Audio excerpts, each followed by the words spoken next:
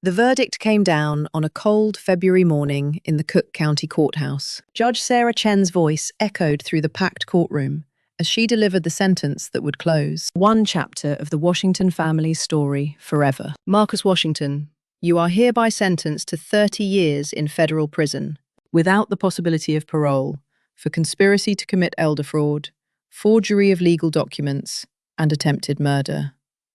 In the gallery, Keisha Washington felt her grandfather Sam's weathered hand squeeze hers as the bailiffs led Marcus away in handcuffs. At 81, Sam had become an unlikely hero, the elderly man with mild dementia, who had outsmarted sophisticated criminals and saved not just his own family, but dozens of others from financial ruin. But this story didn't begin in a courtroom. It began 6 months earlier, at a funeral home on Chicago's South Side, where the Washington family gathered to say goodbye to Ruby Washington, the matriarch who had held them together for more than 40 years. "Grandma Ruby looks peaceful," Keisha whispered to Sam as they stood before the casket. At 28, Keisha was a trauma nurse at University of Chicago Medical Center, used to seeing death in all its forms. But losing Ruby felt different, like losing the anchor that had kept their family grounded. "She's at rest now," Sam replied, his voice strong, despite the grief that had aged him visibly over the past week. No more pain, no more worry about taking care of this old man. Ruby had died in her sleep 3 days earlier, apparently of natural causes. At 79, she'd been in good health, still managing the household and caring for Sam, whose dementia was progressing slowly but steadily. Her death had come as a shock to everyone, except perhaps to Ruby herself. She knew, Sam had told Keisha the morning they found her. Yesterday evening, she made sure all the important papers were in order, told me how much she loved me, and said I should trust you with everything when the time came. She knew.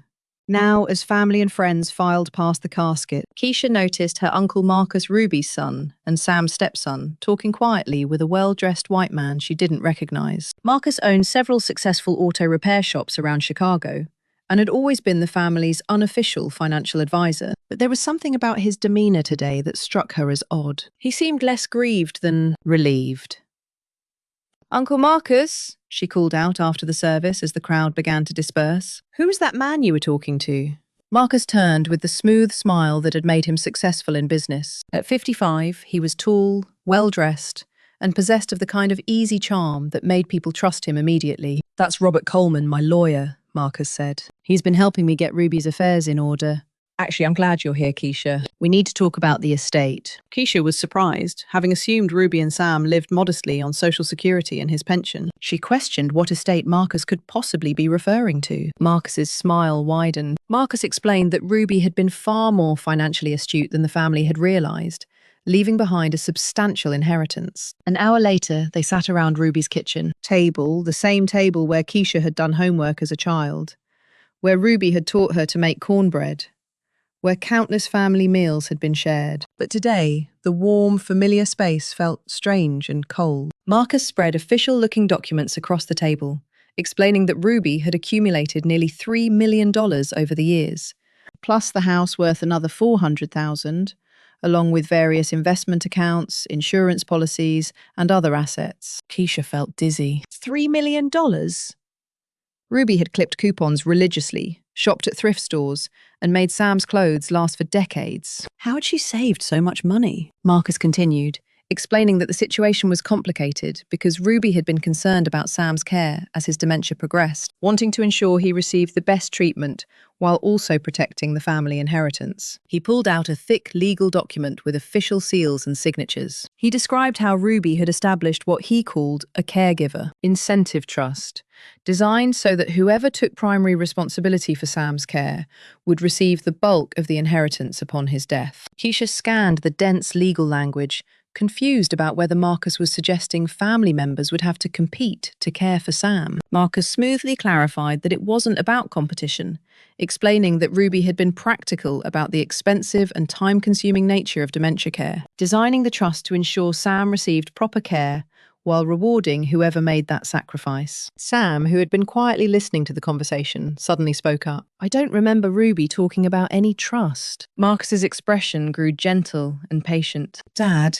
Your memory isn't what it used to be. You don't remember a lot of conversations from the past few months. I remember more than you think, Sam said, his eyes suddenly sharp and focused. And I remember Ruby saying she didn't trust you with money, son. An uncomfortable silence filled the kitchen. Marcus cleared his throat and gathered the papers together. Marcus explained to Keisha that Sam was having a difficult day, with grief, worsening his confusion, but assured her he had already spoken with Sam's doctor about adjusting his medications. Marcus declared that since he had the most experience managing finances and the largest house, he would take primary responsibility for Sam's care, with Sam moving in the next day while Marcus handled all estate matters as executor. Keisha suggested they should discuss this as a family and get second opinions on the legal documents. Marcus's smile remained patient, but Keisha caught a flash of something else in his eyes. Marcus acknowledged her concerns, but warned that legal challenges could be expensive and time-consuming, potentially tying up assets for years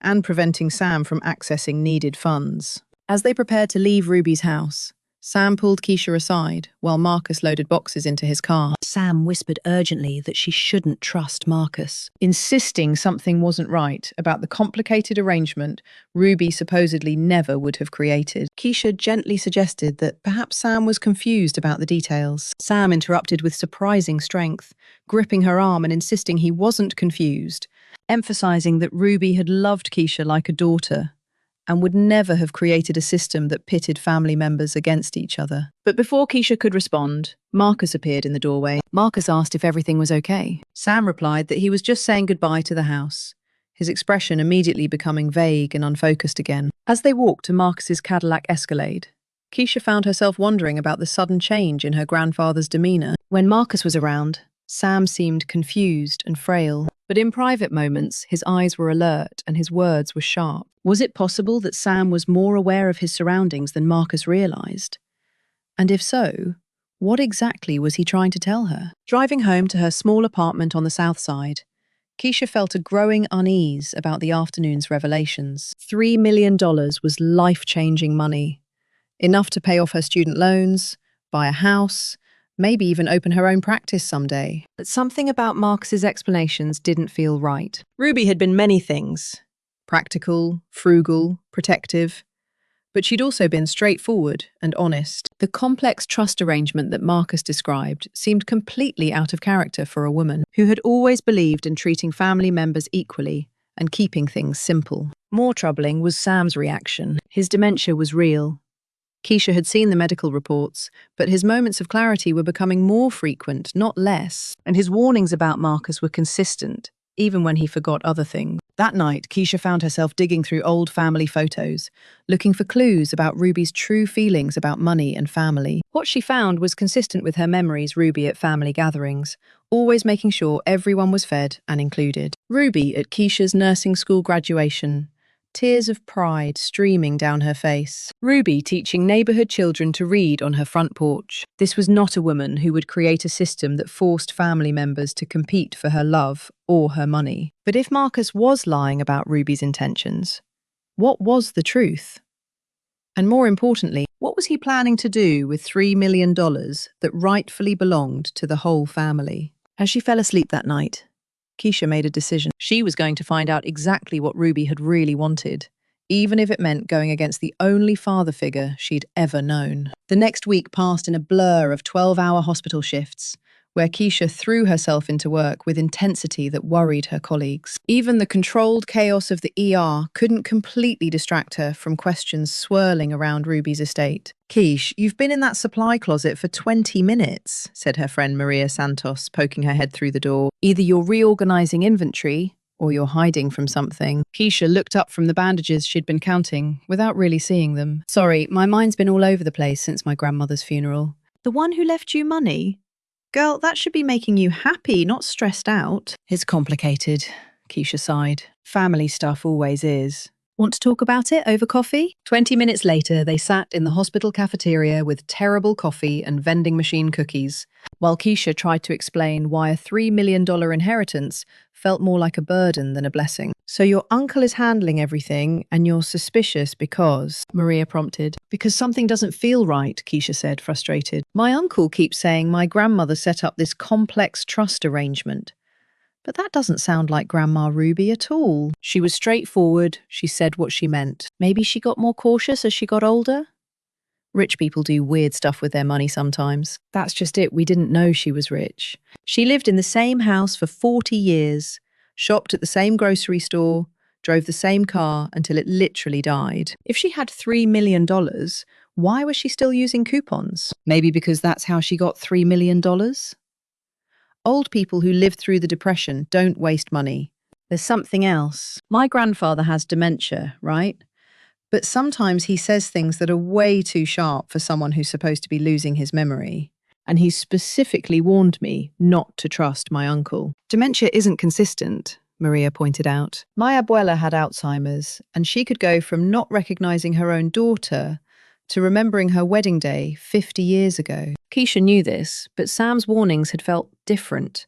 Deliberate communication from someone choosing his moments carefully. I made an appointment to meet with the lawyer tomorrow. Maybe talking to him directly will clear things up or confirm your suspicions. The law offices of Coleman Briggs and Associates occupied the top floors of a gleaming loop tower. Robert Coleman was exactly what casting would order for successful white lawyer. Silver-haired, impeccably dressed, possessed of smooth confidence from decades of making problems disappear. Coleman rose from behind his massive desk, expressing condolences and praising Ruby as remarkable and sharp about financial planning. Keisha thanked him and settled into an expensive leather chair, explaining that while Marcus had covered the basics, she wanted details about the will directly from the lawyer. Coleman remained professional, but Keisha caught wariness in his eyes. Coleman asked what aspects she wanted clarified. Keisha observed that the trust arrangement seemed unusually complicated for someone who typically kept things simple. Coleman smoothly countered that it was quite straightforward, explaining that Ruby had structured the inheritance to incentivize family members, to ensure Samuel received the best possible care. And my uncle is the executor, correct? Mrs. Washington felt Marcus had the necessary business experience. Keisha pulled out her notebook. Can I see the original will? The copy my uncle showed me was hard to follow. Coleman paused almost imperceptibly. The original is in secure storage, but I can provide a certified copy identical to the original. How long had my grandmother been working on this estate plan? She first consulted with our firm 18 months ago. The final version was executed 6 months ago. Something about this timeline bothered Keisha. You've worked with my uncle before? Marcus and I have had a business relationship for several years. He's consulted with our firm on various matters. After an hour of questioning, Keisha left with documents and a growing conviction that something was fundamentally wrong. The lawyer's answers had been smooth, but felt rehearsed. That evening, she spread all the documents across her kitchen table and began reading through them methodically. The legal language was dense and full of technical terms, but as she worked through it with the help of online legal dictionaries, certain phrases began to stand out. The trust was indeed structured to incentivize caregiving for Samuel, but the specific language was oddly vague about what constituted primary responsibility. Moreover, there were clauses about mental capacity assessments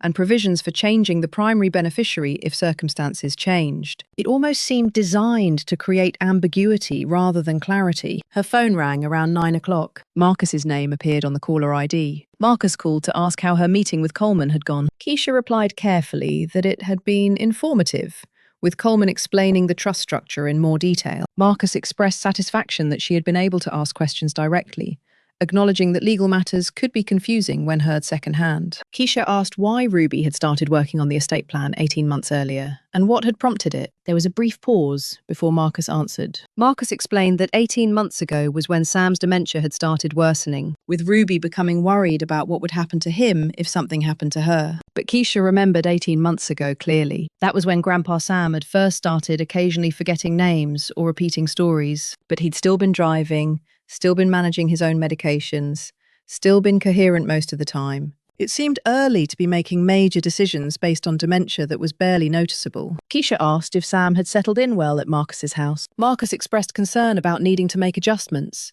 explaining that Sam had been more agitated than usual and kept wanting to go home, with Jennifer thinking he might need anxiety medication. Keisha asked what kind of medication Marcus was referring to. Marcus explained it was something to help Sam sleep and calm his nerves, as the stress of losing Ruby and moving had really affected him. Keisha felt alarm bells going off in her head. As a nurse, she knew that elderly patients with dementia were often over-medicated, sometimes to the point where the medications caused more confusion than the underlying condition. Keisha suggested she should visit Sam that week, thinking a familiar face might help with his anxiety. Marcus agreed, but suggested waiting a few more days for Sam to adjust first, claiming the doctor said too much stimulation might worsen his agitation. After she hung up, Keisha sat staring at the legal documents spread across her table. Everything Marcus and Coleman had told her was internally consistent, but it didn't match what she knew about her grandmother's character or her grandfather's condition. Ruby had been direct and practical about everything else in her life. Why would she suddenly become complicated and strategic about her death arrangements? On impulse, she pulled out her laptop and began researching Robert Coleman's law firm. Coleman Briggs and Associates had an impressive website with testimonials from satisfied clients and a list of their areas of expertise: corporate law, real estate planning, and something called asset protection services. She clicked on the asset protection link and found herself reading about legal strategies for protecting wealth from creditors, ex-spouses, and other financial threats. The language was carefully neutral, but some of the services described sounded suspiciously like ways to hide money or make it difficult for legitimate beneficiaries to access their inheritances. A new thought occurred to her. She pulled out her phone and scrolled through her contacts until she found the number for Mrs. Patterson, Ruby's next-door neighbour and longtime friend. If anyone would know about Ruby's plans and concerns, it would be Dolores Patterson. Mrs. Patterson greeted Keisha with warm affection, asking how she was holding up. Keisha told Miss Patterson she was okay, then asked whether her grandmother had ever mentioned making changes to her will or setting up trust funds. Mrs. Patterson sounded confused about trust funds, explaining that Ruby had been many things but never complicated. Always saying she wanted to leave things simple with no lawyers or confusion, just dividing things fairly. Keisha's heart began racing. Keisha pressed, asking if she was sure Ruby had never talked about special arrangements for Sam's care. Mrs. Patterson confirmed that while Ruby had worried about Sam, her plan had always been for him to stay in the house, with family members taking turns checking on him, believing the house was his anchor and moving him would worsen his dementia. This was completely different from what Marcus had told her. Keisha asked if Mrs. Patterson had ever met lawyer Robert Coleman, describing him as a white man with silver hair and expensive suits. Mrs. Patterson insisted she had never heard that name and would have known if Ruby was working with lawyers, since Ruby would have asked her about it as they discussed everything together. After she hung up, Keisha felt sick. Either Mrs. Patterson was misremembering, or Marcus and Coleman were lying about fundamental aspects of Ruby's estate planning. But why would they lie? And more importantly, what was the truth? She was still sitting at her kitchen table, staring at the legal documents, when her phone rang again. This time, the caller ID showed an unfamiliar number. Hello? A whispered, barely audible voice identified itself as Grandpa Sam, urgently, asking for help, and explaining that he couldn't talk long because something wasn't right. They were doing something to him. Keisha asked where he was and if he was okay. Sam explained he was at Marcus's house, but they thought he was asleep, then urgently told her that Ruby's real will was hidden behind a loose brick in their basement next to the old furnace, emphasizing that Ruby had never trusted Marcus or made him executor of anything. The line went dead. Keisha stared at her phone, her heart pounding. If Sam was telling the truth, then everything Marcus had told her was a lie. But was this one of Grandpa Sam's clear moments? Or was his dementia causing him to confuse reality with paranoid fantasies? There was only one way to find out. She grabbed her keys and headed for the door. Ruby's house was still standing empty, waiting for the estate to be settled. If there really was a loose brick in the basement, if there really was a hidden will, she was going to find it tonight. But as she drove through the quiet streets of the South Side, Keisha couldn't shake the feeling that she was being followed by the same dark sedan that had been parked across from the hospital when her shift ended. Was she being paranoid? Or was she walking into something much more dangerous than family drama? Ruby's house stood dark and silent against the November night. Keisha parked on the street rather than in the driveway, instinct telling her to keep her presence inconspicuous. As she approached the front door, she noticed that same dark sedan from earlier, parked 2 blocks down, with its lights off. The key still worked.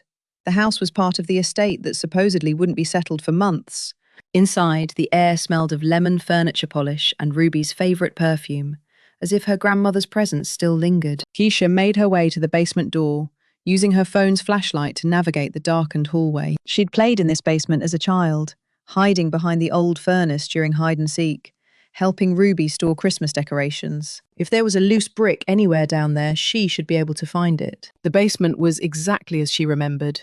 Concrete walls, exposed ceiling joists, and the ancient furnace. She began her search near the furnace, running her hands along the brick foundation and testing each one for movement. On her third pass around the furnace, she found it. One brick, about chest high and slightly behind the furnace, where it would be invisible unless you were specifically looking for it, shifted when she pressed on it. Her heart racing, she worked the brick loose and reached into the cavity behind it. Her fingers closed around a large manila envelope. She pulled it out carefully and opened it by her phone's light. Inside was a handwritten document in Ruby's unmistakable script, along with official-looking papers and a small digital recorder. The handwritten document was labelled, "My Real Last Will and Testament," and dated just 3 months ago, much more recent than the will Marcus had shown her. As Keisha read through it, she felt her world tilting. According to this document, Ruby was leaving the house to Samuel to be held in trust until his death, then to Keisha. The bulk of Ruby's financial assets, some $2.8 million, was to be divided equally among all her grandchildren, with Keisha designated as executor because of her demonstrated responsibility and integrity. There was no mention of complex trust arrangements tied to caregiving, no special provisions for Marcus's role as executor, and most shocking, there was a handwritten note. "I do not trust Marcus with family money. He has been asking too many questions about my finances and has suggested several times that Sam might be better off in a nursing facility where he could get professional care. I believe Marcus sees Sam's dementia as an opportunity rather than a tragedy." With trembling hands, Keisha picked up the digital recorder and pressed play. Ruby's voice filled the basement, clear and strong. "This is Ruby Washington, recording my final wishes on August 15th, 2024. I am of sound mind and body, and I want to make absolutely clear that I have never worked with any lawyer named Robert Coleman. I have never created any trust arrangements tied to caring for my husband Samuel. And I have never, ever designated my son Marcus as executor of my estate." The recording continued for 20 minutes, with Ruby detailing her suspicions about Marcus's financial motivations and her concerns about how he'd been pushing for Sam to be declared incompetent. She also mentioned discovering that Marcus had been researching her financial accounts without permission. The most chilling part came near the end. "I'm hiding this will because I'm worried about what Marcus might do if he knows how I really want my money distributed. Samuel's dementia is progressing, but he's not as far gone as Marcus keeps telling people. Sam is still sharp about family dynamics. He's noticed Marcus's changed behavior too." Keisha sat on the basement floor, surrounded by evidence that her uncle had been lying about virtually everything. The official will he'd shown her was either a fabrication or a document that Ruby had never signed. The lawyer was either part of the scam or had been deceived. And Grandpa Sam, supposedly lost to dementia, was apparently aware enough to call for help. She photographed every page of the real will and the supporting documents, then carefully returned everything to its hiding place. As she prepared to leave, her phone buzzed with a text message from an unknown number. "You need to get Sam out of that house tonight. They're planning something for tomorrow morning. Meet me at Washington Park in 1 hour. Come alone. A friend." Keisha stared at the message, her mind racing. This could be a trap. But what if it wasn't? What if Grandpa Sam was in immediate danger? She made her way back upstairs and was about to leave through the front door when she heard the sound of a car engine outside. Through the front window, she could see headlights turning into the driveway. Someone was coming. Keisha quickly turned off her phone's flashlight and crouched behind the living room couch. She heard car doors slamming, then the sound of keys in the front lock. 2 sets of footsteps entered the house. "Are you sure she came here?" The voice belonged to Marcus. "The tracking app on her phone shows this location," replied another voice, male, white, probably Robert Coleman. "She's been here for at least 30 minutes. Tracking app? Keisha felt a chill of terror. How were they tracking her phone? If she found what Ruby hid, we have a serious problem. Marcus continued. The old bat was more paranoid than we realized. The basement is the most likely place. Let me check down there while you search up here. Keisha heard footsteps moving toward the basement door. In a few minutes, they would discover that the brick had been disturbed. The envelope had been opened. She had to get out of the house, but both the front and back doors would take her directly past her pursuers. Then she remembered the window in Ruby's bedroom that opened onto the roof of the back porch. She'd climbed out that window dozens of times as a teenager, when she was supposed to be studying, but wanted to sit on the roof and think about boys, or college, or anything other than homework. Moving as quietly as possible, she crept up the stairs to the second floor. Behind her, she could hear Coleman's footsteps descending to the basement. She had maybe 2 minutes before he found the hiding place. The bedroom window was stiff with age, but it opened with a soft scraping sound. Keisha climbed out onto the porch roof, then shimmied down the support post to the backyard. Fresh air hit her face like a slap, and slowly, painfully, the world began to come back into focus. Rather than going to her car, which they would certainly spot, she cut through the neighbouring yards and made her way to the busy street 2 blocks over.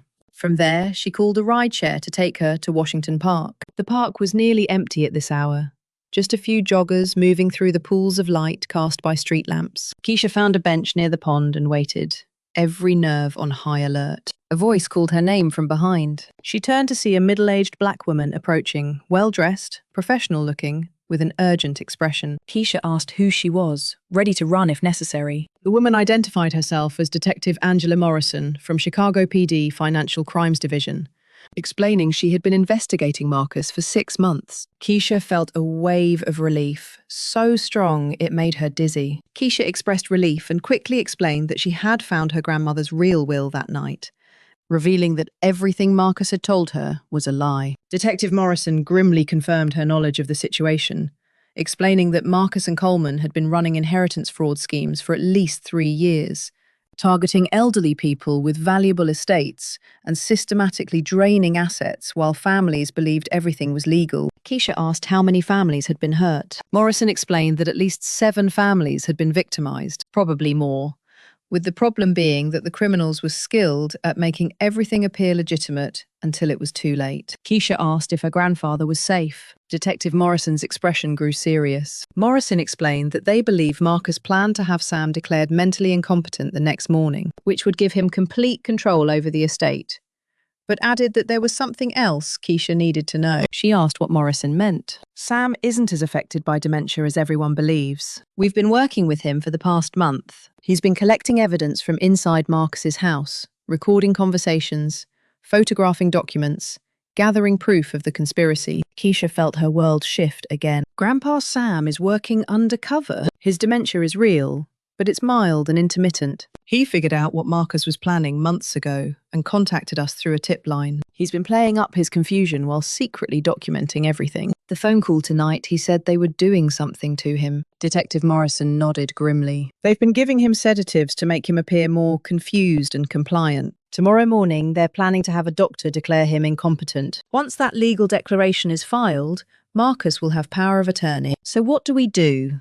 We raid the house tonight and arrest both of them. But we need your testimony about what you found in Ruby's basement, and we need you to identify the fake will Marcus showed you. As they talked, Detective Morrison explained the full scope. Marcus and Coleman had been targeting elderly black homeowners in gentrifying neighborhoods, knowing that valuable real estate and lower levels of legal representation made them ideal victims. They would befriend lonely widows or widowers, gain their trust, then manipulate them into creating new estate plans that benefited Marcus and his associates. The cruel irony, Detective Morrison explained, is that your grandfather's dementia actually protected him. Marcus thought he was too confused to notice what was happening, so he got careless. Sam has recordings of Marcus discussing how to speed up the old man's decline, and conversations about forging Ruby's signature. You mean Marcus killed my grandmother? We don't have evidence of that yet, but we're looking into it. What we do know is that he accelerated his timeline after Ruby died, probably because he was worried about maintaining the deception. As they prepared to move on Marcus's house, Keisha felt a mixture of rage and relief. Her family was about to get justice. Her grandfather was safe, and the inheritance Ruby had worked so hard to build would go where it was truly intended. But she also felt profound sadness for all the elderly people who hadn't been as fortunate as Sam victims, who had trusted the wrong person and paid for that trust with their life's savings. Marcus hadn't just stolen money. He'd stolen dignity, security, and peace of mind from people who had worked their entire lives to build something to pass on to their families. As the police car surrounded Marcus's house and the handcuffs clicked into place, Keisha stood beside her, grandfather clear-eyed and alert now that he no longer had to pretend, and felt the satisfaction of justice served. But this was only the beginning of their story, not the end. 2 hours later, Keisha found herself in the back of an unmarked police van, parked 3 blocks from Marcus's Hyde Park mansion, watching Detective Morrison coordinate what she called the most elaborate financial crimes sting operation in Chicago PD history. The van was equipped with monitors showing feeds from cameras that Grandpa Sam had secretly placed throughout Marcus's house, audio equipment to capture conversations, and communication devices linking them to teams of officers positioned around the neighborhood. "Your grandfather has been busy," Detective Morrison said, adjusting the volume on one of the audio feeds. "Look at this setup." On the monitors, Keisha could see inside Marcus's house with startling clarity. Sam, apparently asleep in a hospital bed that had been set up in the first-floor guest room, was actually wearing a nearly invisible recording device. Cameras hidden in everyday objects captured Marcus and Coleman as they moved through the house, discussing their plans with the casual callousness of people who had done this many times before. "The beautiful thing about this," Marcus was saying to Coleman on the audio feed, "is that by tomorrow afternoon, Sam will be declared incompetent.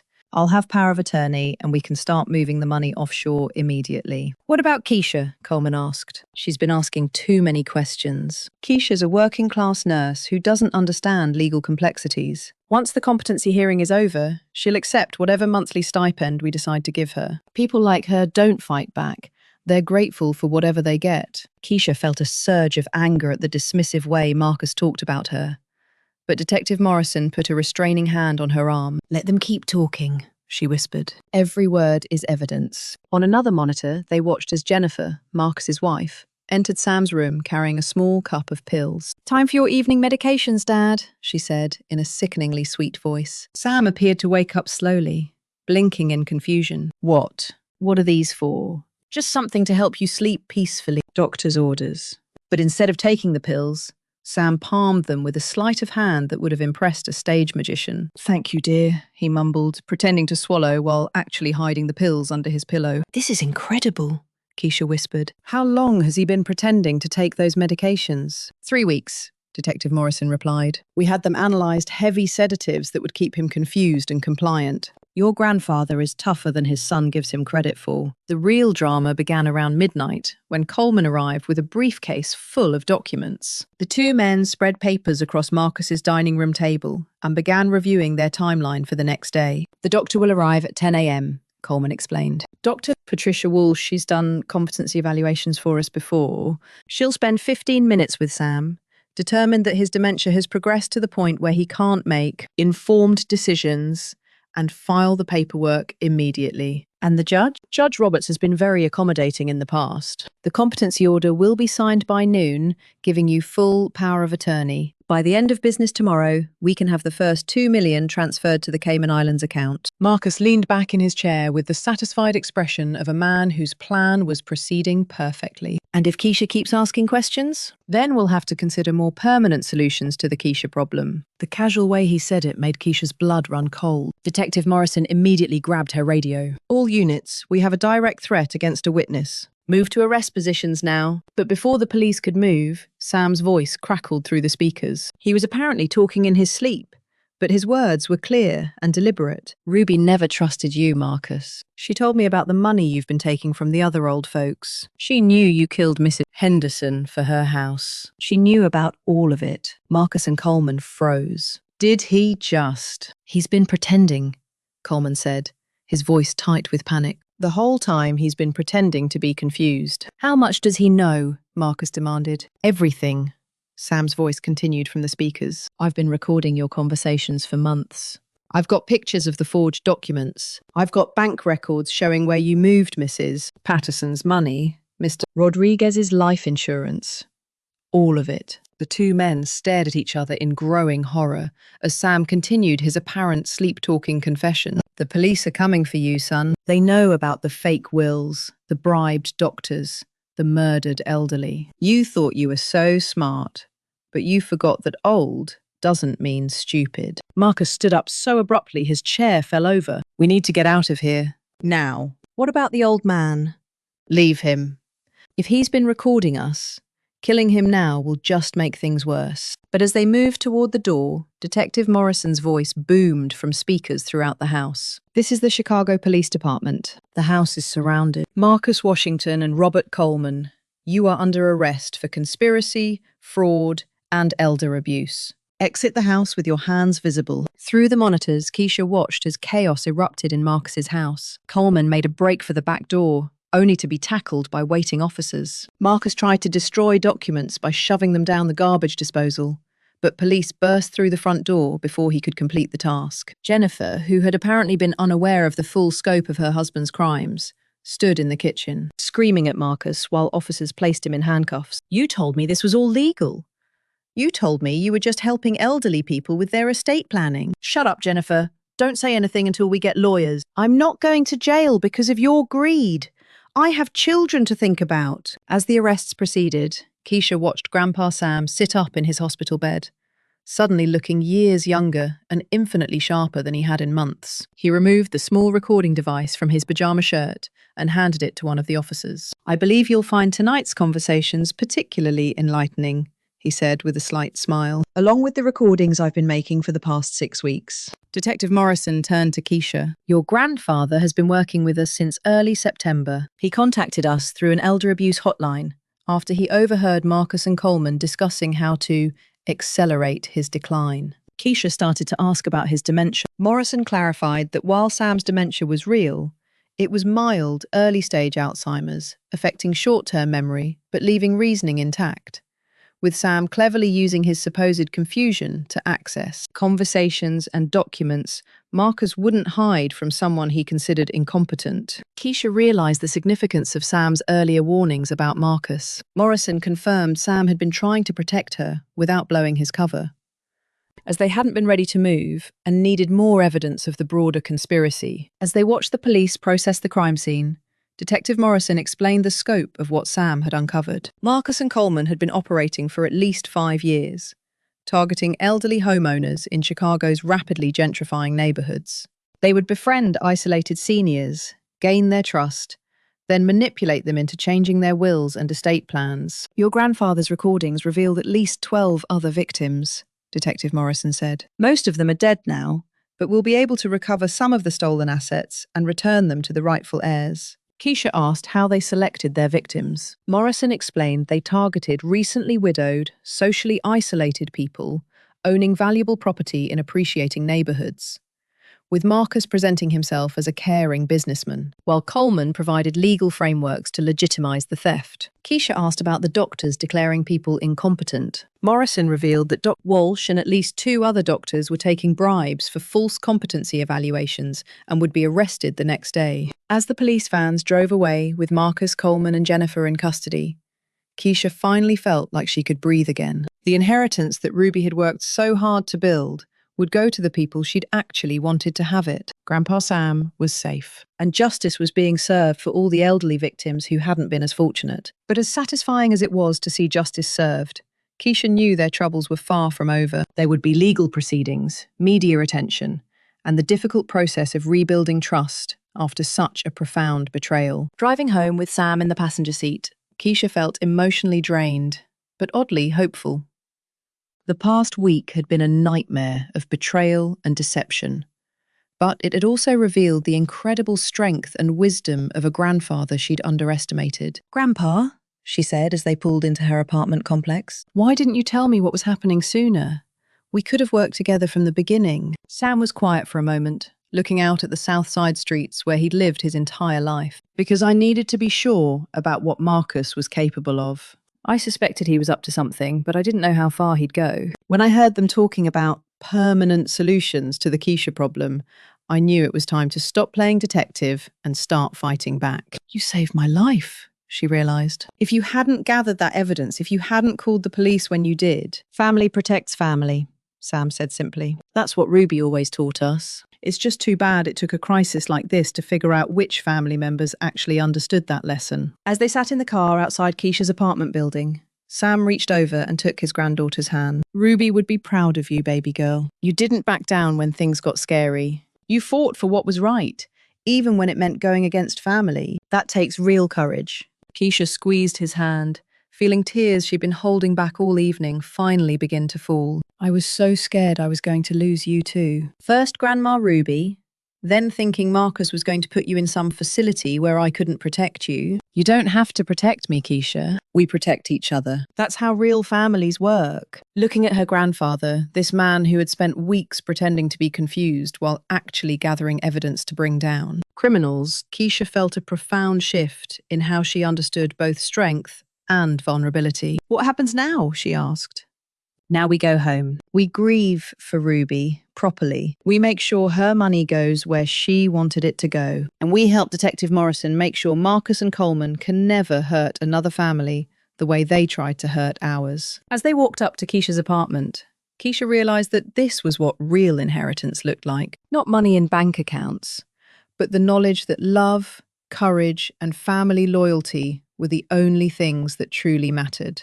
Ruby's greatest gift hadn't been her savings. It had been the wisdom to recognize that some bonds were stronger than blood. The inheritance battle was over, but their real family story was just beginning. 6 months later, the Cook County Criminal Courthouse was packed with reporters, legal observers, and members of the 43 families that Marcus Washington and Robert Coleman had victimized over the past 5 years. Keisha sat in the front row of the gallery, holding Grandpa Sam's hand as they waited for the judge to deliver the sentences that would close this chapter of their lives forever. The trial had been a media sensation, the $1 million family betrayal, according to the Chicago Tribune.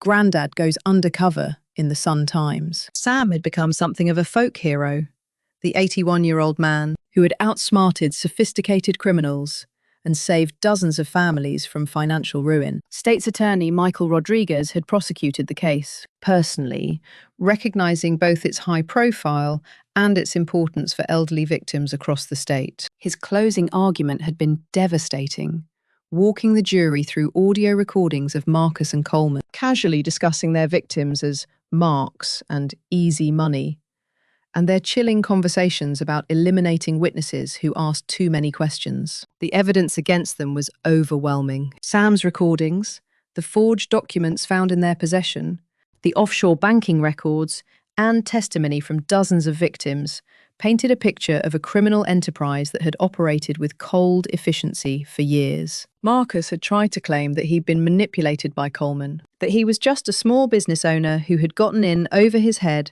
with sophisticated legal schemes he didn't understand. But his own recorded words betrayed him, including the conversation where he'd discussed having Keisha killed to prevent her from interfering with his plans. Coleman had taken a different approach, arguing that everything he'd done was technically legal under the complex trust and estate law structures he'd created. His defense fell apart when prosecutors demonstrated that key documents had been forged and that he'd bribed medical professionals to provide false diagnoses of mental incompetence. The most powerful testimony had come from Sam himself. Despite his age and the stress of months of undercover work, he'd been a compelling witness, speaking clearly and methodically about discovering the conspiracy and deciding to fight back. I knew my son had lost his way, he'd told the jury, but I never imagined he'd be willing to drug his own father and steal from his own family. When I heard them planning to hurt my granddaughter, I knew I had to stop them. Jennifer Washington had pleaded guilty to accessory charges in exchange for her testimony against Marcus and Coleman. Her cooperation had provided crucial evidence about how the scheme operated day to day, but it hadn't earned her much sympathy from the families who'd been victimized. Dr. Patricia Walsh, the physician who'd been providing false competency evaluations, had also pleaded guilty and agreed to cooperate. Her testimony revealed the medical side of the conspiracy, how elderly victims were systematically over-medicated to make them appear more confused and compliant than they actually were. Judge Sarah Chen, a veteran of financial crimes cases, had presided over the trial with the no-nonsense efficiency that had made her one of the most respected judges in Illinois. Now, as she prepared to deliver sentences, the courtroom fell silent. "Mr. Coleman," Judge Chen began, "you are an officer of the court who used your legal knowledge and professional standing to prey upon elderly victims in their most vulnerable moments. You didn't just steal money, you stole dignity, security, and peace of mind from people who had worked their entire lives to build something to pass on to their families." Coleman stood motionless as the judge continued. "The sophistication of your scheme, the number of victims, and your complete lack of remorse demonstrate that you pose a continuing danger to society. This court sentences you to 25 years in federal prison without the possibility of parole." The courtroom erupted in applause from the victim families. Coleman's face remained expressionless, but Keisha noticed his hands shaking as the bailiff approached to escort him away. "Mr. Marcus Washington," Judge Chen continued, "your crimes are particularly heinous because they involve the betrayal of your own family. You drugged your father, forged your mother's will, and planned the murder of your niece, all for money. The depth of your betrayal shocks the conscience of this court." Marcus finally showed emotion, his composed facade cracking as the full weight of his situation became real. "Your Honor, I never meant for things to go so far. I just got caught up in something I couldn't control." "Mr. Washington, the evidence shows that you were not a reluctant participant, but an active leader in this conspiracy. Your recorded conversations demonstrate a callousness toward your victims that defies comprehension. This court sentences you to 30 years in federal prison without the possibility of parole." As Marcus was led away in handcuffs, he turned toward the gallery where Sam and Keisha sat. For a moment, his expression showed something that might have been regret, but it quickly hardened into resentment. "I hope you enjoy your blood money," he called out. "But remember, Dad, you'll be dead soon, and then what? At least I was trying to secure the family's future." Judge Chen gavelled for order as bailiffs moved to silence Marcus.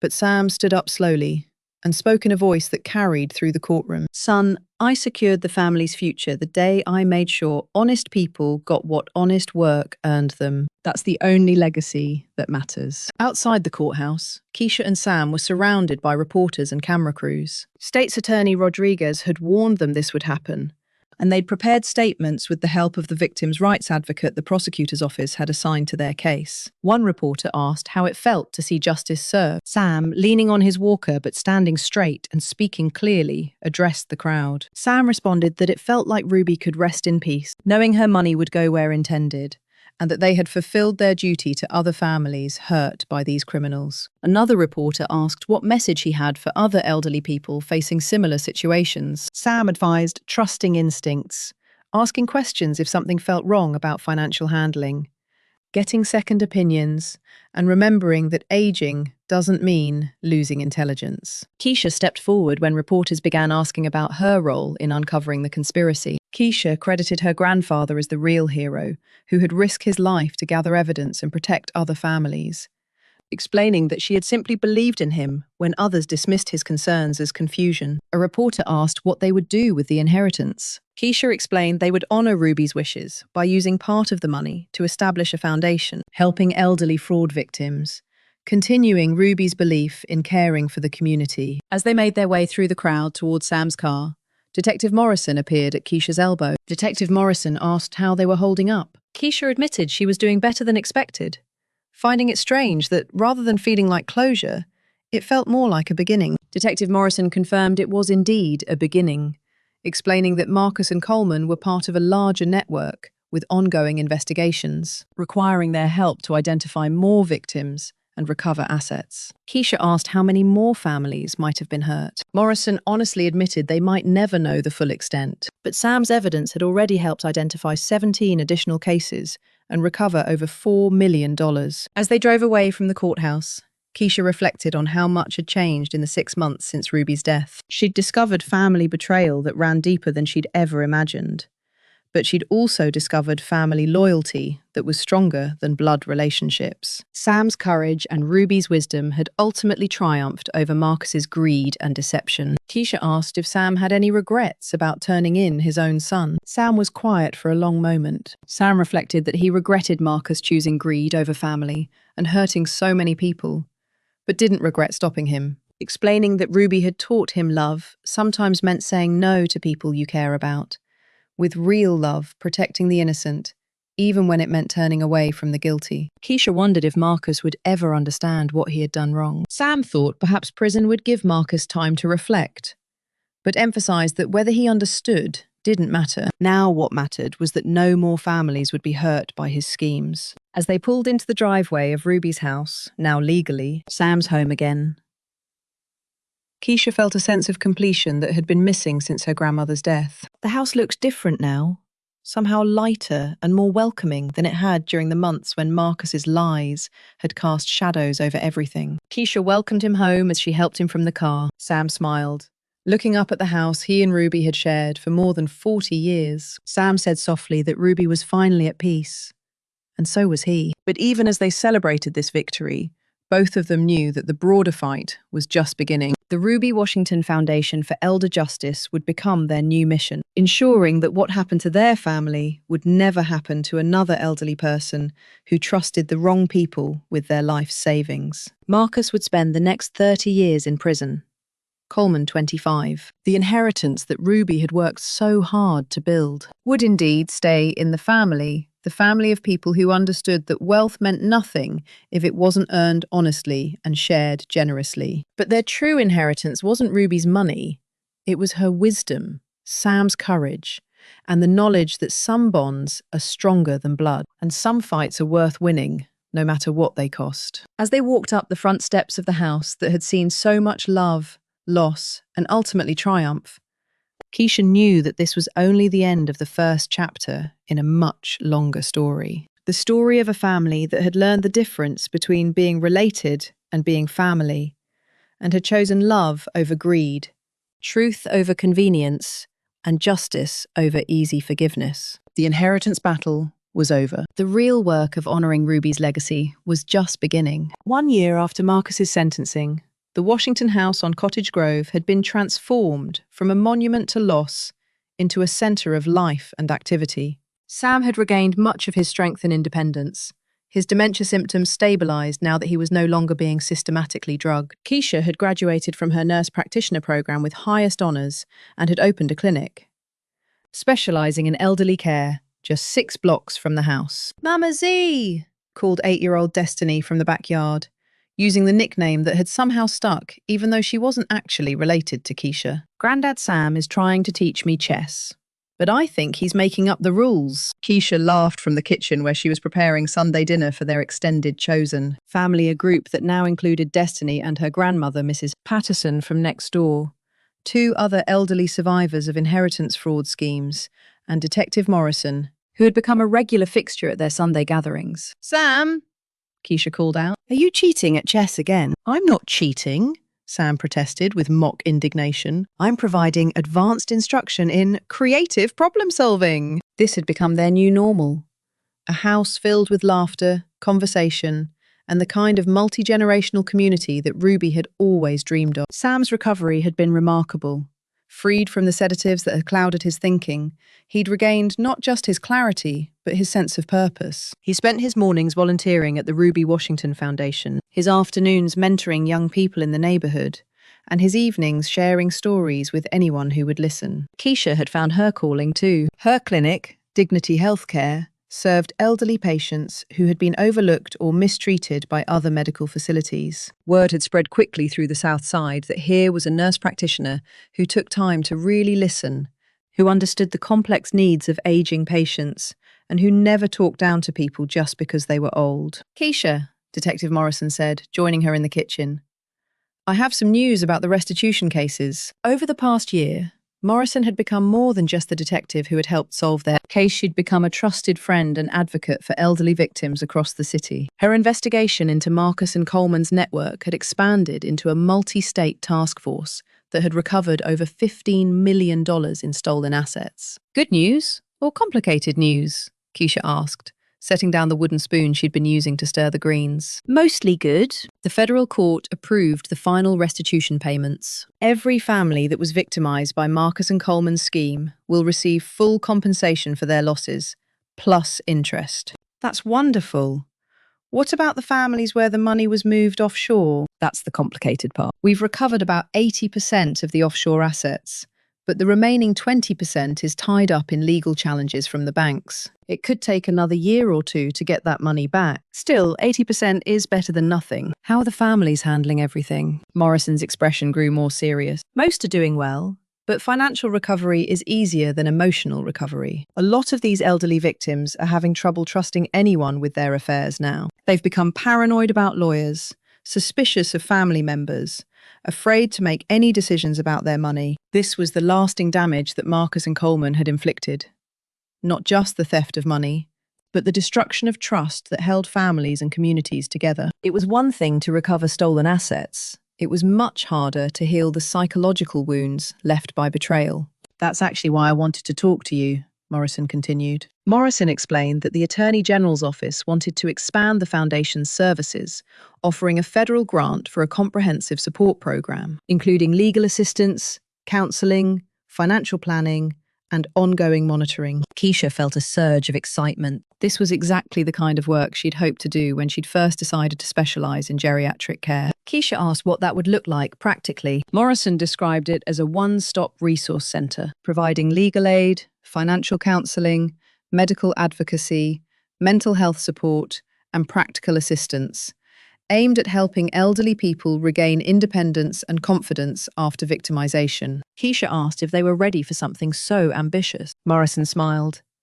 Morrison believed they had already been doing this work informally, and this would simply provide resources and infrastructure for larger-scale operations. That evening, as the dinner guests departed and the dishes were cleaned up, Keisha and Sam sat on the front porch swing that Ruby had loved, watching the neighborhood settle into evening quiet. The block had changed significantly over the past few years, young families moving in, older residents fixing up houses they'd owned for decades, new businesses opening to serve the growing community. "Penny for your thoughts," Sam said, noting Keisha's contemplative mood. "I was thinking about Ruby and how proud she'd be of what we've built here, but also thinking about all the people like Marcus who see elderly folks as easy targets rather than valuable members of the community." "It's a mindset," Sam replied. "Some people see aging as weakness, confusion, vulnerability. They think because we move slower or forget names sometimes, we're not worth listening to or protecting. But you proved that's not true. You outsmarted criminals half your age.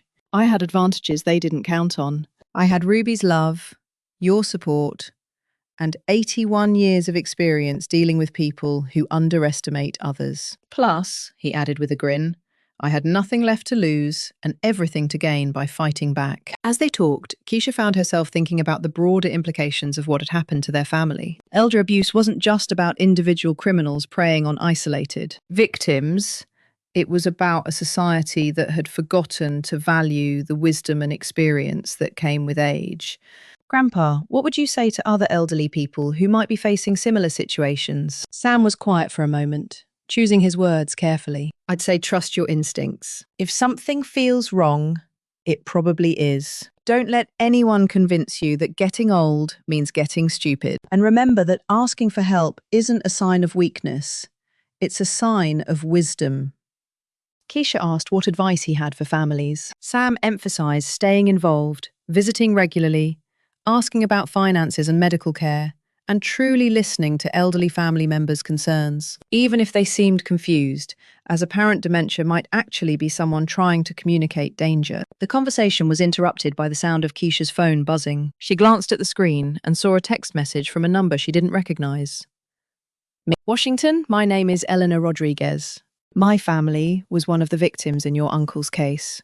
I wonder if we could meet to discuss the Foundation's services. My mother is 85 and starting to show signs of confusion, and I'm terrified that someone else will try to take advantage of her." Keisha showed the message to Sam, who nodded approvingly. "There's your answer about whether we're ready to expand. The need is already here. We just need to be brave enough to meet it. Over the next few months, the Ruby Washington Foundation grew from a small local organization into a regional model for elder protection services. They hired a staff of social workers, financial counselors, and legal advocates. They developed educational programs for elderly people and their families. They created partnerships with law enforcement agencies, healthcare providers, and community organizations. But perhaps most importantly, they maintained the personal touch that had made their work effective from the beginning. Every elderly person who came to the foundation was treated with dignity and respect. Every family was listened to with patience and understanding. Every case was handled with the same care and attention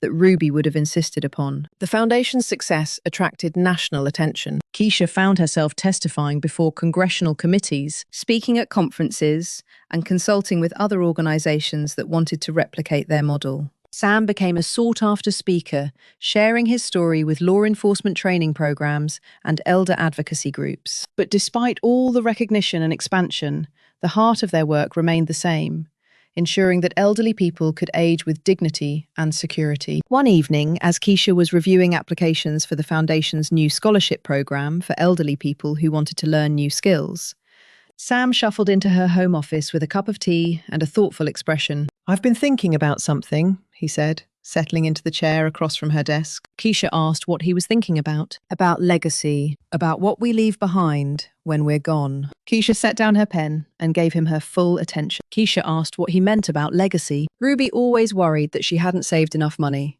that she hadn't done enough to secure our family's future. But look what her love and wisdom built. Look at all the families we've been able to help. All the elderly people who are safer because of what she started. She'd be amazed by what the foundation has accomplished. More than amazed, she'd be proud. Because this is what she always believed in, using whatever resources you have to lift up others, to build communities where everyone has value. As Sam spoke, Keisha realized that this was what true wealth looked like. Not money in bank accounts, but the knowledge that your life had made a positive difference. Ruby's greatest gift hadn't been her savings.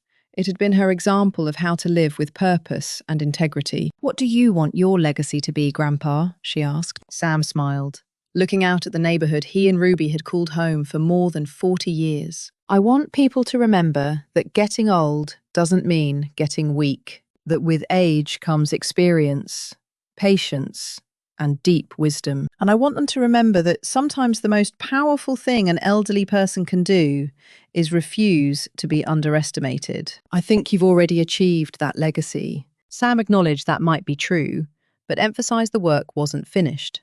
With too many elderly people still being exploited and families torn apart by greed. As they sat together in comfortable silence, Keisha felt the weight and privilege of carrying forward Ruby's vision. The foundation would continue to grow, reaching more victims and preventing more crimes. Sam would continue to be an advocate and educator, and she would continue to ensure that elderly people received not just medical care, but the respect and protection they deserved. But that night, as Sam settled into his favorite chair with tea, and Keisha reviewed foundation reports at Ruby's old kitchen table, they were simply grateful to be home, to be family, and to be carrying forward. The legacy of a woman who had understood that the greatest wealth was the love and respect of people who truly knew your worth. The morning of Ruby's memorial celebration dawned crisp and clear, with the kind of brilliant October sunshine that made Chicago's autumn feel like nature's apology for the brutal winters to come. Keisha stood in front of the mirror in Ruby's old bedroom, now her own,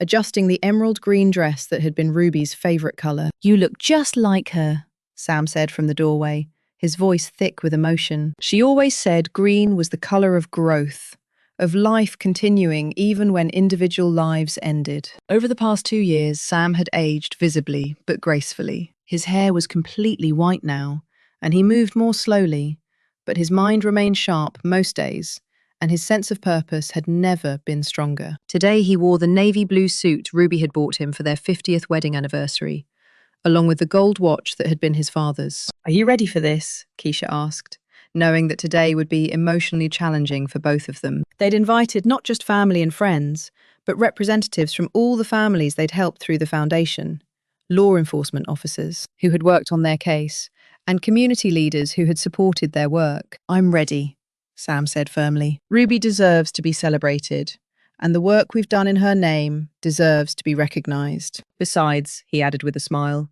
I think she'd enjoy knowing that her funeral brought together this many people committed to helping others. The church was packed beyond capacity, with additional seating set up in the fellowship hall and a live video feed for those who couldn't find seats. Keisha was amazed by the diversity of the crowd.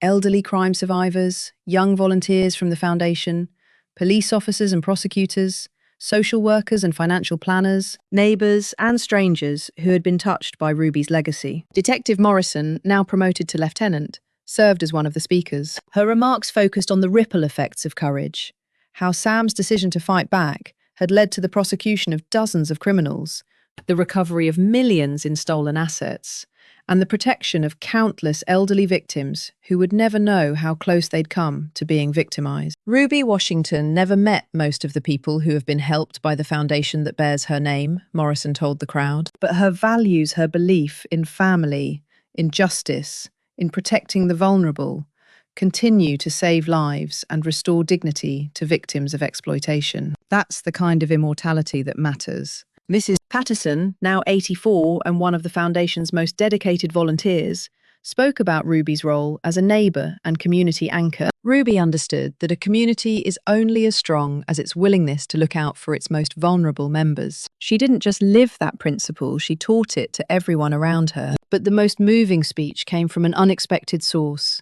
Jennifer Washington, who had been granted compassionate release from federal prison due to her cooperation with law enforcement and her genuine efforts at rehabilitation. She spoke briefly and with obvious emotion about the harm she'd helped cause and the lessons she'd learned about the true meaning of family loyalty. I thought family meant protecting each other from consequences, she said, her voice barely audible in the packed church. But I learnt from Mr. Sam and Keisha that real family means protecting each other from becoming people who need those kinds of consequences. Ruby understood that love sometimes means saying no, sometimes means standing up to people you care about, sometimes means choosing what's right over what's easy. When it was time for Keisha to speak, she felt the weight of 2 years of grief, growth, and purpose settling on her shoulders. But looking out at the crowd, seeing destiny sitting between Mrs. Patterson and Detective Morrison, seeing elderly fraud survivors holding hands with their advocates, seeing young people who had volunteered at the foundation sitting next to seniors who had become their mentors, she felt Ruby's presence as clearly as if her grandmother were standing beside her at the podium. Ruby Washington believed that wealth was only as valuable as the good it could do, Keisha began. She saved money not to impress anyone or to live luxuriously, but to make sure her family would be secure and her community would be supported. When criminals tried to steal that wealth for their own selfish purposes, they weren't just stealing money, they were stealing hope, security, and the future Ruby had worked so hard to build.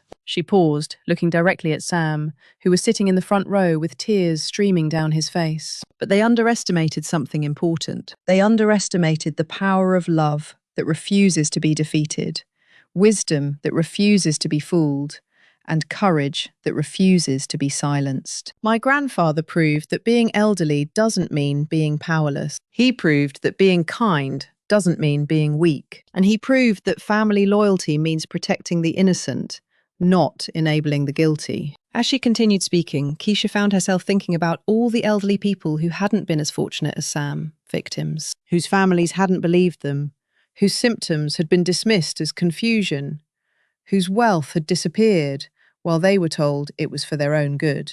The foundation couldn't save everyone, but it could honour their suffering by working to prevent future victims. The Ruby Washington Foundation has helped recover over $20 million in stolen assets, she continued. We've assisted more than 500 families affected by elder fraud. We've trained over 1,000 law enforcement officers, social workers, and healthcare providers to recognise and respond to financial exploitation of the elderly. The crowd applauded, but Keisha raised her hand for quiet. Those numbers are important, but they're not the real measure of our success.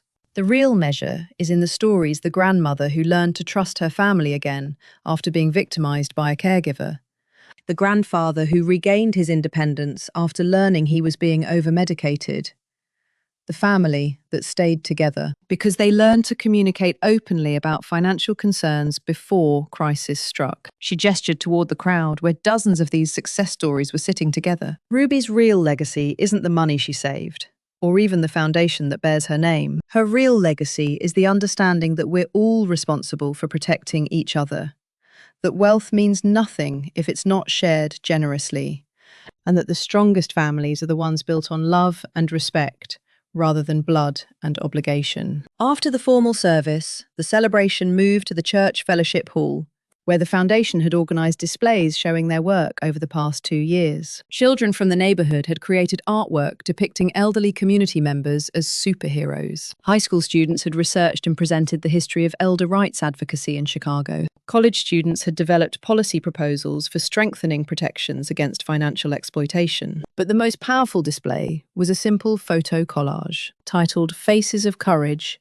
portraits of elderly people who had survived fraud attempts, fought back against exploitation, or simply aged with dignity and grace despite challenges. Sam's photo was prominently featured, but he was surrounded by dozens of other elderly faces, each representing a story of resilience and strength. "This is what we're really fighting for," Keisha told a reporter who was covering the memorial. "Not just justice for past crimes, but recognition that elderly people are valuable members of our community who deserve respect, protection, and the opportunity to age with dignity." As the afternoon wore on, the memorial became less formal and more like the kind of community gathering that Ruby herself would have organised. Elderly survivors shared their stories with young volunteers. Law enforcement officers compared notes with social workers. Family members who had been through similar ordeals found comfort in each other's experiences. Sam, moving slowly but steadily through the crowd with his walker, stopped to chat with everyone who wanted to meet him. Despite his age and the emotional weight of the day, he seemed energized by the opportunity to connect with so many people who shared his commitment to protecting elderly victims. "Mr. Washington,"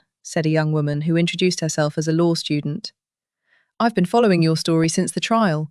What you did was incredibly brave." "What I did was necessary," Sam replied gently. "Sometimes courage isn't about being fearless.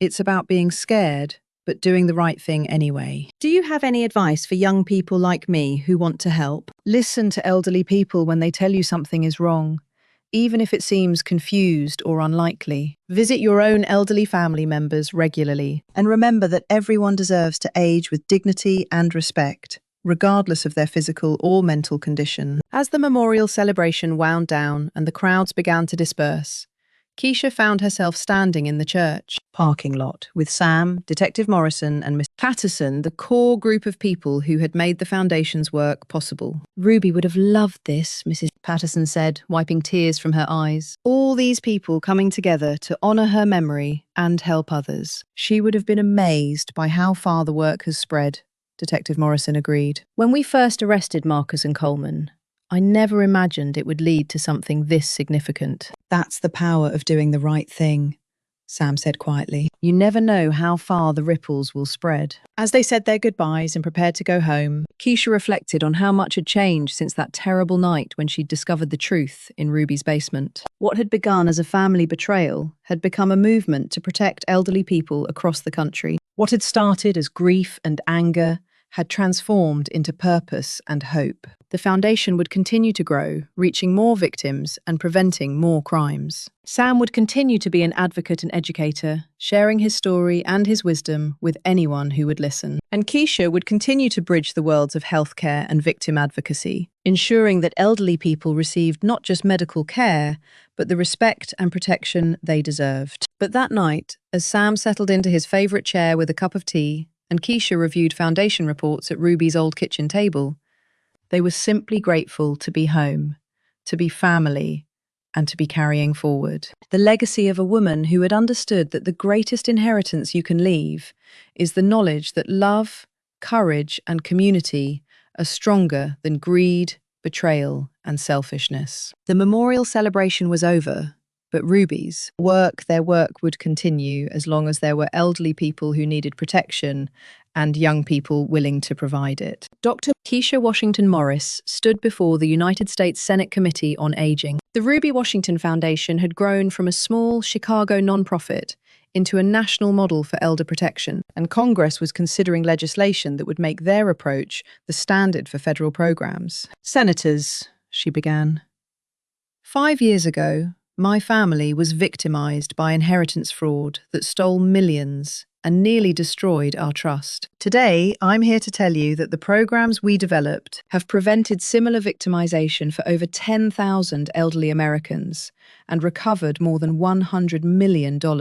In the gallery behind her, Sam sat proudly in his wheelchair. At 86, he had become the most recognizable face of elder advocacy in America. The Ruby Washington model was based on 3 principles: early intervention, comprehensive support, and community engagement. Rather than waiting for elderly people to become victims, the model focused on education, prevention, and support networks that could stop exploitation before it caused major harm. Detective Angela Morrison, now serving as the Foundation's Director of Law Enforcement Training, addressed the committee. "We've implemented variations of the Ruby Washington model in 43 cities across 12 states. In every location, we've seen significant reductions in elder fraud and faster recovery of stolen assets." Keisha knew the real power of their testimony lay in human stories. Keisha introduced the committee to Mrs. Dorothy Williams, explaining how the elderly woman had contacted their Chicago center when suspicious about her daughter-in-law's financial handling,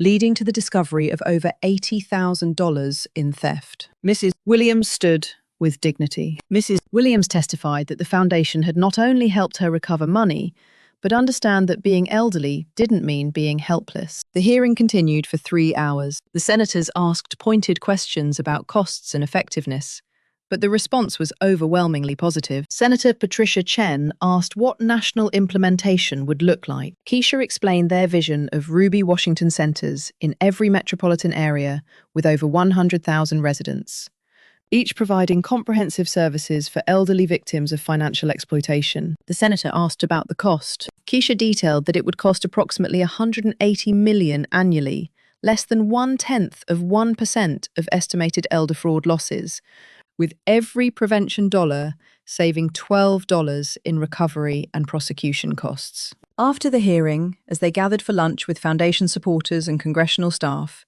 Sam pulled Keisha aside for a private conversation. Sam expressed pride in his voice weaker than months before, telling her that Ruby would be amazed by what she had built. Keisha corrected that it was what they had built together, his legacy too. Sam smiled, but Keisha could see the fatigue in his eyes. The travel to Washington had been difficult for him, and she was beginning to worry that his body was finally catching up with his indomitable spirit. "Keisha, I need to talk to you about something important." They found a quiet corner in the Senate building's cafeteria, away from the reporters and lobbyists who had been following them all day. "My doctors think I have maybe 6 months left," Sam said quietly. "The cancer has spread faster than they expected." Keisha felt her world tilt. Keisha expressed shock, noting he had never mentioned cancer before. Sam explained he hadn't wanted to worry her during hearing preparation, but needed her to know he was at peace, having lived longer than expected and seen their work reach further than he or Ruby had ever dreamed. Keisha suggested they could fight it with the best doctors and experimental treatments. Sam took her hand with surprising strength. Sam gently reminded her he was 86, having seen his son imprisoned for crimes, helped save thousands from exploitation, and watched her become the strong, compassionate woman Ruby always knew she could be. He was ready. Over the next few months, as Sam's health declined, Keisha found herself taking on more responsibility for the Foundation's day-to-day operations. But even from his hospital bed, Sam continued to meet with elderly crime victims, share his story with law enforcement trainees, and offer advice to families struggling with similar betrayals. Sam told Keisha during one evening conversation that the work wouldn't stop because one old man got tired, with too many people counting on what they had built. The Ruby Washington model for elder protection became federal law 6 months after the Senate hearing, establishing a nationwide network of support centers and providing funding for prevention programs in all 50 states. Sam lived just long enough to see the bill signed, watching the ceremony on television from his hospital bed, with tears of joy streaming down his face. Sam whispered to Keisha that Ruby's name would help elderly people for generations, the best kind of immortality. Samuel Washington passed away peacefully on a snowy February morning, surrounded by his chosen family: Keisha, Detective Morrison, Mrs. Patterson, and young Destiny, now 13, and planning to become a lawyer specializing in elder advocacy. His funeral drew hundreds of people whose lives he had touched. Elderly crime survivors, law enforcement officers, social workers, and family members who had learned from his example about what real courage looked like. But perhaps the most meaningful tribute came from an unexpected source. Marcus Washington, who had been granted compassionate leave from federal prison to attend his father's funeral. The years in prison had changed him. He was thinner, greyer, and carried himself with the humility of a man who had lost everything that truly mattered. Marcus apologized to Keisha after the service with a breaking voice, expressing remorse for everything he had done to hurt the family and steal from trusting people, noting that his father never gave up believing he could change, despite proving unworthy of that faith. Keisha chose grace over anger in her reply, telling Marcus that his father had loved him until the end, and always hoped he would find his way back to being the person he had been raised to be. Marcus admitted he had a long way to go, but wanted her to know he was proud of what she and Sam had built together, believing Ruby would be proud too. 5 years after Sam's death, the Ruby Washington Foundation operated centers in all 50 states, had helped recover over $500 million in stolen assets, and had trained thousands of professionals to recognize and respond to elder abuse. But the foundation's true legacy wasn't measured in dollars, it was measured in the dignity restored to elderly people, in families that stayed together, and in communities that valued their older members. Dr. Keisha Washington Morris continued to practice geriatric medicine while directing the foundation's work. She had married Detective Morrison's son, Michael, and together they were raising Destiny, who had officially become their adopted daughter. Every evening, when Keisha came home to the house on Cottage Grove, where Ruby and Sam had lived for more than 40 years, she felt their presence in every room. The house was now the Ruby Washington Memorial Home, providing temporary housing for elderly people displaced during investigations of financial exploitation. On the anniversary of Ruby's death each year, Keisha would sit on the front porch, swing and read letters from elderly people whose lives had been saved by the foundation's work. Letters from families who had avoided betrayal. Letters from young people inspired by Sam's story. But the letter that meant the most had come from Marcus Washington, writing from federal prison on the 5th anniversary of his father's death. Keisha, he had written, I know I have no right to ask for your forgiveness, but I want you to know that I think about Dad's courage and Ruby's wisdom every day. The foundation you've built in their honor is proof that good can triumph over evil, that love can overcome greed. Thank you for keeping their legacy alive. As Keisha sat on the porch that evening, watching neighborhood children play in the same streets where she'd grown up, she felt the weight and privilege of carrying forward Ruby and Sam's vision. The world was still full of people who preyed on the vulnerable, but it was also full of people dedicated to protecting them. The inheritance that Ruby had worked so hard to build had indeed stayed in the family, not the family of blood relationships, but the family of shared values, mutual protection, and the understanding that true wealth came from using your resources to lift up others. As the sun set over the south side of Chicago, Keisha felt Ruby and Sam's presence as clearly as if they were sitting beside her. Their voices seemed to carry on the evening breeze, reminding her that the greatest inheritance anyone could leave was the knowledge that love, courage, and community was stronger than greed, betrayal, and selfishness. The work would continue, the foundation would grow, and somewhere, in cities and towns across America, elderly people would age with dignity because 2 people from Chicago's South Side had refused to let criminals win. That was the legacy that would last forever.